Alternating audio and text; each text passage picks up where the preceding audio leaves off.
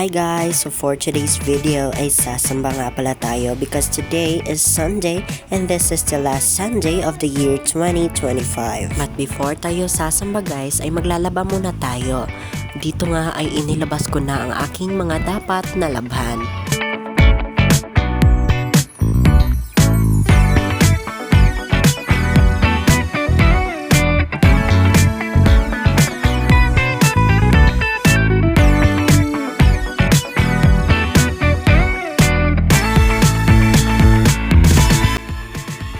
Pumasok na nga ako dito sa CR at kinuha ko na yung planggana at nag-on na ako ng gripo para mapuno yung balde at makapag-start na ako ang maglaba.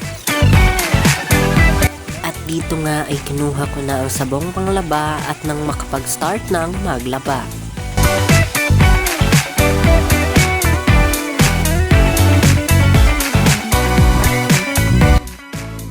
Pagkatapos ko nga i-prepare ang mga gamit at sabon ay naglaba na nga ako dito. Pinili ko nga maglaba ng maaga kasi a-attend pa tayo sa 10 AM worship healing service ng JIL. At by the way guys, malapit lang nga pala dito sa amin yung church ng JIL.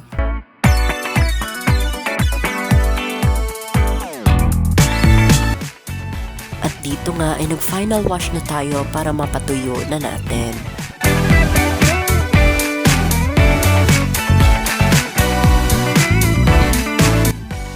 Dito nga ay inaisa-isa na nating sinampay ang mga labahan. At pagkatapos ko doon ay dumiretso na nga ako sa CR. At dito ay nagbihis na ako upang makapag-prepare na tayo. Outfit check! As I watched people leaving church, I was amazed at how they looked. What is it about God and fashion that goes so well together?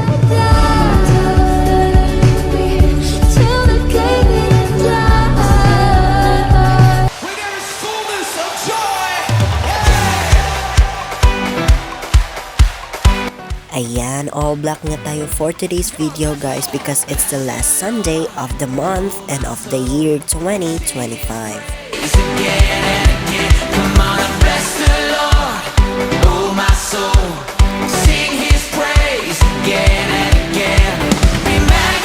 By the way guys, nasa loob nga pala ng Mactan Island Convention Center yung church namin.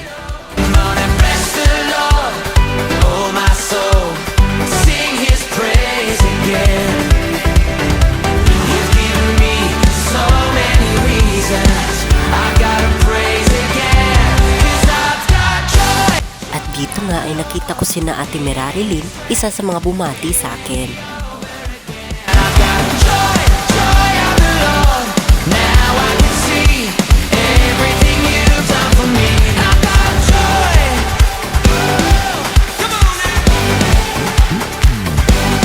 Ayan nga't pagdating ko ay saktong nagsimula na yung worship healing service.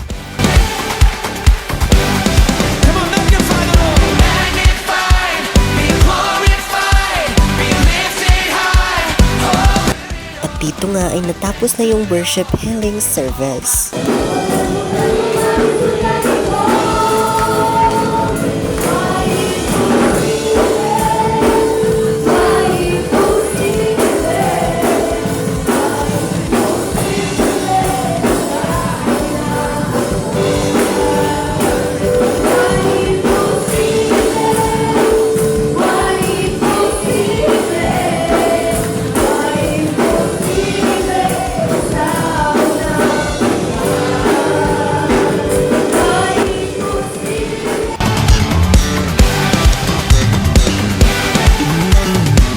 Ayan, pagkatapos ko sa life group guys ay pauwi na ako. Lord has made. This is the day that the Lord has made. I will rejoice and be glad in it. I will rejoice and be glad. Ayan, thank God nakauwi rin sa wakas. That's all for today's video guys. Bye-bye!